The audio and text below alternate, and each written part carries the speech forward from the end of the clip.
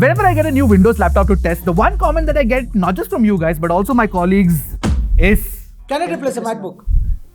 Well, this time I can confidently say maybe. Because Dell's new XPS 13 is possibly the MacBook Neo killer that we've all been waiting for. But there's always a but. So without any further ado, let's find out what's new in the Dell XPS 13, why it's such a good Windows machine, or why I think it's such a good Windows machine, and why it takes on the MacBook. Stay tuned with me till the end. If you're watching me for the first time, I'm Ashad. This is Trakin Tech English, your destination for detailed, incisive laptop reviews. What's the one thing that immediately distinguishes a good laptop from a bad one? It has to be the industrial design. And that's exactly where Dell starts flexing its muscles with the XPS 13. It's got a CNC aluminum build with an etched XPS logo on the lid, and it's also thinner and lighter than the MacBook Neo. In fact, you know what? MacBooks are famously known to be easy to open with one finger. Well, that's true for the Dell as well. Another good thing on the XPS 13 is that it comes with a proper backlit keyboard, which the MacBook Neo does not have. And therefore, I feel like typing in low light, the Dell XPS 13 would be better. And the typing feel itself is very tight and satisfying. Yes, it's a membrane keyboard, but the keys are spaced out nicely. There's a fair bit of key travel as well. And generally, when I was typing on it, I found it to be very comfortable. And aren't we all glad that the XPS 13 has a regular trackpad, a large glass trackpad? Because while the previous XPS series had an invisible trackpad, it was a little too minimal for it to be good at functionality, which is why I feel like this trackpad is much better. And it's also smooth and responsive, so I have no complaints about that at all. And since this is a thin and light machine, you only get two USB 3.1 ports, but at least it's two USB 3.1 ports. Because with the Neo, what you get is USB 3 and USB 2. My only gripe is that the XPS 13 doesn't have a 3.5mm headphone jack. Probably Dell can fix that in the next version. You get really tiny bezels around the display, which means that you get more screen estate. And there's also an HD webcam, of course, on the top bezel. The top bezel is very slim, and in that they've fitted it, so which is very nice. The quality, however, I feel like the Neo does it better. Honestly, this XPS 13 is very nice to hold and use. It really surpassed my expectations. Somebody who's generally been a MacBook fan, this feels like the best Windows version of MacBook. Now let's talk about the display and the speakers, because that matters to a lot of people who watch content on their laptops, which is something that I love doing as well. Basically watch Shreya and Akanksha hash it out in Lockup on Netflix. Yeah, I'm revealing my truth out here. I love binge watching reality TV, guys. Seriously. Today you learn something new about Arshad. Just shut up. Shut up. Anyway, the XPS 13 has a 13.4-inch IPS LCD panel running at 120Hz with touch support. And visually, if you look at it, it's so much better than the MacBook Neo because the bezels are so slim. So you get more screen estate. Touch, I would say, is a bit of a bonus here, but what is definitely a game changer in this price range has to be that 120Hz refresh rate. I generally use a MacBook Pro every day, so when I review something like the MacBook Air or the MacBook Neo, the 60Hz definitely feels constricting. On a bigger laptop screen, you can tell the difference, and that's where Dell's XPS 13 definitely made the good decision by giving you a 120Hz display. Now, brightness is rated at 500 nits. Now, I did check out the display of the XPS 13 right next to the MacBook Neo, which is also at 500 nits, but I found that the Dell XPS 13 actually has a slightly brighter display. I don't know why that is the case, but anyway, it just felt like that way. Also, you do get HDR 400 support. Now, HDR generally on Windows is not something that I'm a big fan of, but interestingly, on the XPS 13, it's actually tuned well, because the moment you play any HDR content with Dolby Vision support, the display moves to a Dolby Vision profile. So I feel like Dell has actually done some background work to ensure that the HDR playback is good on this laptop. But now, while the display is good, even the color accuracy is pretty decent. What really impressed me were the speakers. Now, I'll not talk about it. I'll just make you listen to it right next to the MacBook Neo.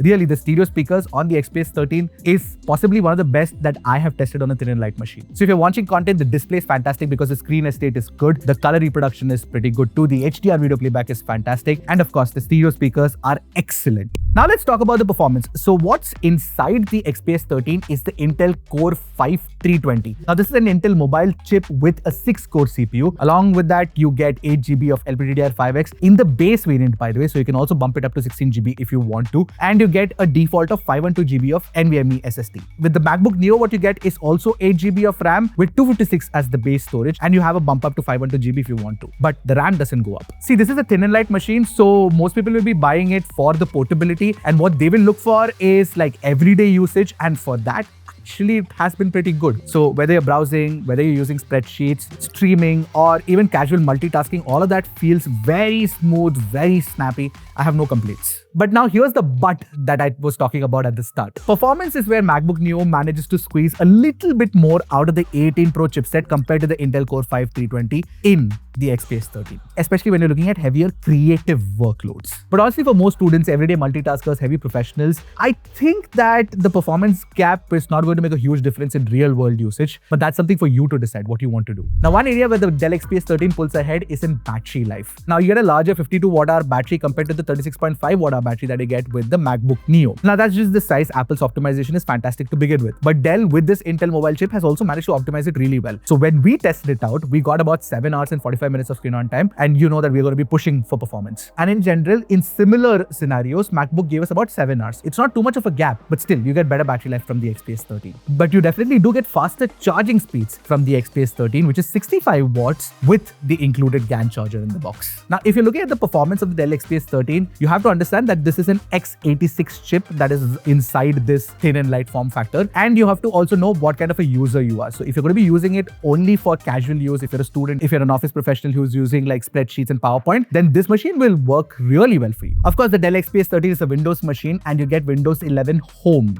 with it. Now, for those who have been Windows users for the longest time, of course, Windows gives you flexibility, which macOS does not. But again, that's a philosophical debate that I don't want to get into for this video because that will make this much longer. But I'll tell you what you can expect from the XPS 13's Windows experience here. Now, it's generally a clean Windows install that you get with the XPS 13, with the exception of McAfee. Now, Dell and McAfee are actually working together, so therefore it is pre-installed on this. If you want to, you can uninstall it. I don't want to spend too much time on Windows here because you know how Windows works. And if you want really cool software that you want to use with your Windows, free ones too, we have a bunch of videos around that as well. I'll definitely link one here, so go check it out. Now, tell me something while I can get into the debate of which one's better, macOS or Windows, which I will keep for a later duration. I would love to know your thoughts in the comments. Let me know. What do you guys think? And of course, I'm talking from a 2026 perspective. It is a topic that everybody has spoken at length about. But why are you still using Windows in 2026 or macOS for that matter? After spending about a week with the Dell XPS 13, Dell has actually nailed that thin and light form factor with this machine, and that is why it deserves all of the hype, in my opinion. Because we are in 2026, mind you, and an 80,000 rupees thin and light machine with these kind of specs where very little compromises are made and it is a balanced offering feels justified, right? Which is nice. It's a great all-round thin and light machine for anybody who wants a very good portable laptop for productivity. And when you factor in the 120Hz display, the backlit keyboard, the better speakers, the bigger battery with better battery life that you get with it, and the fact that you can also bump it up to 16GB of RAM if you want to, I think that many people might just want to pick this up over the MacBook Neo. Would you also consider the Dell XPS 13 to be the definitive MacBook Neo alternative like we do? I'd love to know your thoughts in the comments. That's it for me for this one. I'll see you guys in the next one. Until then, keep tracking and stay safe.